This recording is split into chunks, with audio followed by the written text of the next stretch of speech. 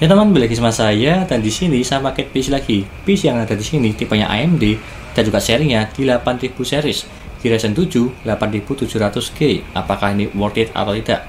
Meskipun harganya cukup tinggi, di atas 10 juta untuk yang ada di sini menggunakan Ryzen 7 8700G. Tapi dari segi part-partnya bisa dibilang menggunakan yang recommend, bukan yang serinya biasa-biasa. Dan juga di sini tampilannya sangat berbeda sekali. Casing yang menggunakan tipe yang tinggi, bukan yang menyamping. Ya berbeda seperti pada umumnya lah untuk yang ada di sini. Dan juga ini satu paket PC di harga 12 juta. Kalau yang aslinya di 11 juta 900 ribuan, tapi kita bulatkan aja untuk 12 juta yang ada di sini apakah rekomend atau tidak. Dan juga penampakannya memang cakep sih, berbeda seperti pada umumnya. Dan seperti biasa, sebelum saya jelaskan apa spek yang ada di sini serta mereviewnya, jangan lupa klik subscribe di pojokan bawah tuh ya. Tinggal diklik seperti itu. Lanjut yang pertama di sini saya menggunakan Ryzen 7 8700G yang tray ya, nggak ada boxnya. Kalau nggak salah sih di harga 4 juta. Bukan sih, 4,8 juta lah untuk prosesornya aja. Ya wajar sih, apalagi di Ryzen 7 8000 series yang mempunyai 8 core 16 thread untuk prosesornya dan juga eGPU yang menggunakan seri Radeon 780M. Dan kita tes saja nanti apakah bagus atau tidak performanya. Kalau aku lihat sih ya bagus lah. Berbeda seperti serinya Vega di 5000 series untuk yang ada di sini. Dan juga penampakannya di bagian dalam sini ya. Udah saya tancapkan dari segi prosesornya di 8700G. Dan selanjutnya saya menggunakan buku dari Asus TUF Gaming B650M A-Wi-Fi. Seperti ini tuh boxnya. Dan juga ini saya pinjam dari Asus untuk reviewnya juga di rakitan yang ada di sini. Supaya tampilannya itu bagus lah. Kalau bisa menggunakannya seri biasa juga bisa sih, seperti di A620 ataupun di B650 yang seri biasa. Tapi kalau yang ini di TUF Gaming, kita bilang ini rekomend lah. Di harga 2,8 juta dan juga penampakannya di bagian dalam sini, tipenya MATE. Dan selanjutnya saya menggunakan RAM dari KingBank ya. Ini pun juga termurah lah, cuma di harga 800.000. 2x8 GB, 16 GB di kecepatan 6000 MHz. Ini pun kencang. Dan kenapa memakai 16 GB? Karena sebelumnya saya menggunakan yang 32 GB tapi memang agak crash lah atau agak error. Jadi saya akan menggunakan RAM lain yang ada di sini, yang stoknya adalah cuma di 16 GB. Ternyata dia itu lancar, jadi saya pakai ini aja sih. Dan juga penampakannya di bagian dalam sini berwarna silver lah. Brand dari KingBank, di harga terjangkau 16 GB yang memiliki kecepatannya di 6000 MHz. Dan selanjutnya saya menggunakan NVMe dari Innovation Gen 4 512 GB dan juga penampakannya di bagian dalam sini ya, di bagian heatsink NVMe Mobo-nya. Ini pun juga terlebih dahulu cukup lah di harga 550.000 untuk mengisi Windows dan juga beberapa game. Tapi ini opsional, bisa cari yang harga mahal ataupun yang harga murah untuk kalian. Dan selanjutnya saya menggunakan ini CPU cooler dari Deepcool. Ini adalah serinya LE240, belum masuk di Indonesia sih untuk saat ini ya, atau saat video ini dibuat. Dan juga penampakannya di bagian samping sini, dual fan dan juga cakep lah. Kalau perkiraan harganya, mungkin saya kasih di harga 900.000 lah untuk yang ada di sini. Karena ini saya juga dipinjemi, jadi ya belum tahu sih dari segi harga resminya. Meskipun ini saya cari di Tokopedia, di Shopee juga nggak ada. Mungkin next time akan masuk sekitar 2-3 bulan lagi untuk ini CPU coolernya. Dan penampakannya di bagian dalam sini, apakah bisa mendinginkan Ryzen 7 8700G atau tidak? Lihat aja nanti di akhir video. Dan selanjutnya saya menggunakan ini power supply dari Asus TUF Gaming juga di 550 watt 80 plus bronze. Untuk mengangkat Ryzen 7 8700G udah lebih dari cukup karena menggunakan eGPU. Karena full loadnya kalau nggak salah sih nggak sampai di 200 watt lah, jadi aman-aman aja menggunakan ini. Di harga juga terjangkau sih, cuma di 800.000. Meskipun ini dari segi kabelnya itu besar-besar semua, seperti penampakan di bagian atas ini ya, sangat besar seperti ular. Jadi ya kurang rekomend sih kalau menggunakan tipe casing kecil yang ada di sini. Dan kenapa saya memakai ini? Karena memang saya dipinjemin juga untuk ini, jadi ya saya pakai ini aja lah. Supaya lebih bagus tampilannya. Sama-sama Asus TUF Gaming untuk ini. Dan selanjutnya saya menggunakan casing dari Deepcool CH270 yang tipenya adalah digital. Di bagian bawah sini ada digitalnya, meskipun belum saya hidupkan dari segi digitalnya atau gambarnya seperti yang ada di sini dari segi website Deepcool-nya. Ini pun di harga 1 jutaan, lebih tepatnya di 1,1an untuk yang ada di sini. Tampil sangat berbeda, dia itu tinggi ke atas, dan apalagi dari segi mobonya dia itu miring, berbeda seperti pada umumnya untuk yang ada di sini. Meskipun kalau di horizontal kan di casing ini juga bisa-bisa aja sih, tapi dari segi casing yang ada di sini emang tipenya vertikal ini ya, tinggi, nggak masalah untuk yang itu. Kalau free fan atau apapun dia itu belum ada ya, cuma di casing aja, only casing lah. Tapi ini bagus dari segi casingnya.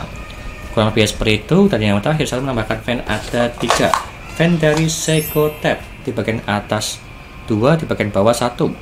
Di bagian atas ini tipenya reverse, jadi dia itu mengambil udara dari luar ke dalam juga dengan tampilan yang bagus. Apalagi di bagian bawah juga standar pada umumnya lah. Jadi intinya di bagian atas tersebut itu masuk, di bagian bawah dia itu keluar, maupun di bagian water coolingnya ini ya, dia itu juga keluar untuk sirkulasi udaranya. Kurang lebihnya seperti itu. Dan semua part-partnya sudah saya sebutkan satu persatu, apakah ini rekomen atau tidak. Di harga di 12 juta dengan komponen yang ada di sini menggunakan Ryzen 7 8700G. Ya wajar sih, agak mahal ya, karena ada estetika, ada harganya juga. Itu aja, gak usah berlama-lama. Lanjut ke tes gaming dan juga yang lainnya. Yo.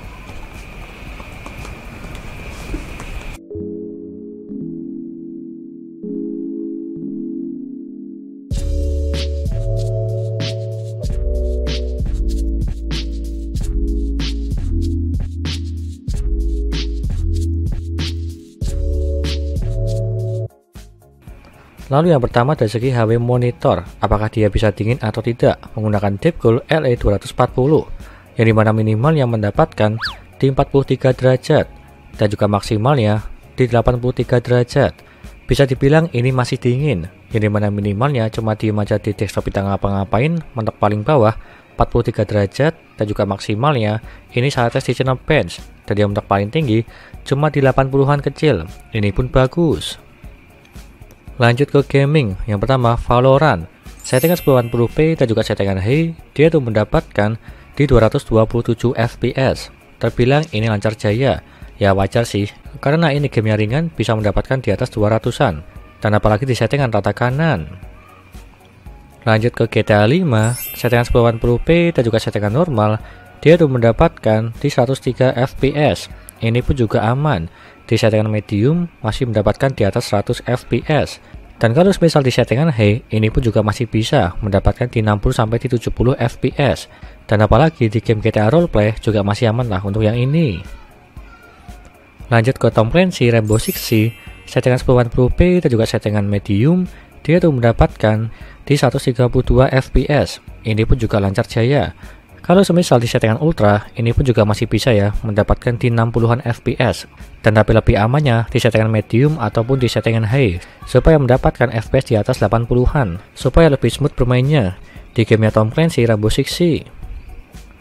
Lanjut ke RDR 2, settingan 1080p dan juga settingan low, dia tuh mendapatkan di 54 fps. Kalau gamenya ini masih aman lah. Meskipun settingan rata kiri, tapi masih bisa mendapatkan hampir di 60 fps di gamenya ini. Dan lanjut ke Shadow of the Tomb Raider, settingan 1080p dan juga settingan low, dia tuh mendapatkan di 58 fps. Ini pun juga sama ya, seperti di game sebelumnya, sama-sama mendapatkan hampir di 60 fps, meskipun di settingan rata kiri. Jadi masih aman-aman aja bermain gamenya ini di game Shadow of the Tomb Raider. Lanjut ke Far Cry 6, settingan 1080p dan juga settingan low, dia tuh mendapatkan di 60 fps. Ini pun juga udah cukup bagus, meskipun di settingan low mendapatkan di 60 fps, itu pun juga udah lancar. Meskipun grafiknya sedikit burik sedikit nggak masalah sih untuk yang itu di gamenya Far Cry 6. Lanjut ke Dota 2, settingan 1080p dan juga settingan high, dia tuh mendapatkan di 83 fps. Ini pun juga masih lancar. Settingan rata kanan mendapatkan di atas 60 fps. Meskipun gamenya ringan, tapi ini nggak masalah sih. Masih bisa di-handle menggunakan Ryzen 7 8700G. Lanjut ke Blender, menggunakan project BMW, dia tuh mendapatkan di 2 menit 26 detik menggunakan Ryzen 7 8700G yang mempunyai 8 core 16 thread. Lanjut ke dayanya. Untuk yang ada di sini minimal yang mendapatkan di 59 watt. Terbilang ini agak boros sedikit ya, hampir menyentuh di 60 watt. Dalam posisi tidak ngapa-ngapain di desktop diem aja. Dan apalagi ini maksimal yang mendapatkan di 138 watt. Untuk yang ini saya tes di gaming dan yang mentok paling tinggi di 138 watt, ini pun juga masih aman untuk gaming, masih di bawah 150 watt. Meskipun rata-ratanya di 132 lah untuk yang ini. Intinya seperti itu. Dan lanjut ke kesimpulannya. Di harga 12 juta, apakah ini rekomen atau tidak? Silahkan komen aja di bawah menurut kalian apakah bagus atau tidak. Ataukah ada yang lebih worth it lah di harga 12 juta daripada spek yang ada di sini. Tapi perlu diingat, ada part-part yang bagus dan juga estetika yang bagus pasti ada harganya. Seperti rakitan yang ada di sini, dari segi CPU coolernya, mubuhnya, power supply, casing, serta yang lainnya. Kalau misalnya pengen menghemat, masih bisa mendapatkan di bawah 10 juta dengan part-part yang ada di sini menggunakan Ryzen 7 8700K. Dan apalagi ini untuk gaming, udah lebih dari cukup daripada menggunakan Ryzen 5 5600K. Kurang lebihnya seperti itu, dan semua listnya ada di sini. Dan juga semua linknya ada di deskripsi. Silahkan beli aja jika lebih minat untuk part-part yang ada di sini semua. Menggunakan Ryzen 7 8700K dengan part-part yang rekomend. Sekian dari saya, jangan lupa like dan subscribe, dan nantikan video lainnya mengenai rakit PC Intel maupun AMD gaming maupun editing, dan juga jangan lupa share ke teman-teman kalian yang mau rakit PC tinggal DM aja. Terima kasih sudah nonton.